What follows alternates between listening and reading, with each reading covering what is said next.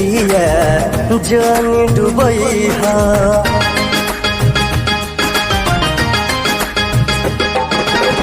आंसू के दरिया में जिंदगिया जानी डुबैहा। एगो फुलावा खातिर अपन, एगो फुलावा खातिर अपन बगिया तू नजरैहा। आंसू के दरिया में जिंदगिया जानी डुबैहा।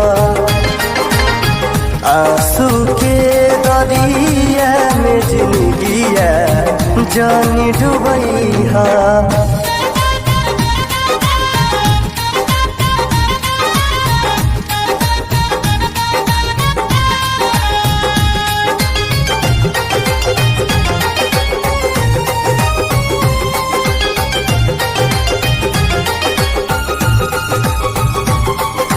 बेदर्दी से दिल लगा के चैन कबो न पैनी हो, बार भुलैनी हो।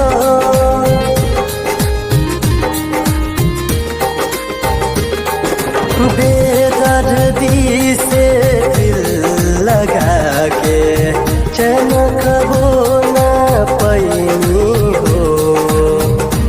मासूम सूरतिया पर हम घर परिवार भुलैनी हो।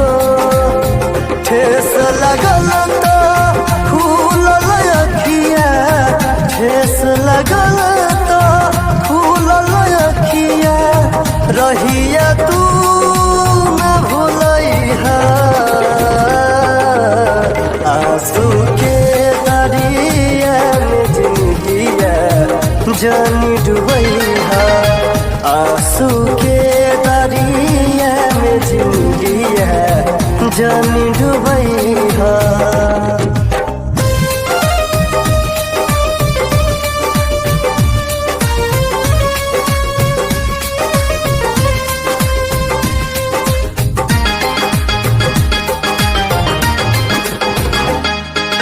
आस तरह है बहार के हमारा हिस्सा में खिजा मिलल। प्यार के मूरत बुझनी जकरा ओकर से दगा मिलल।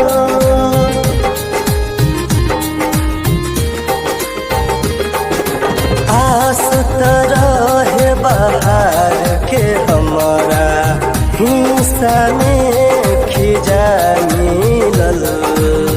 प्यार के मूरत बुझनी जकरा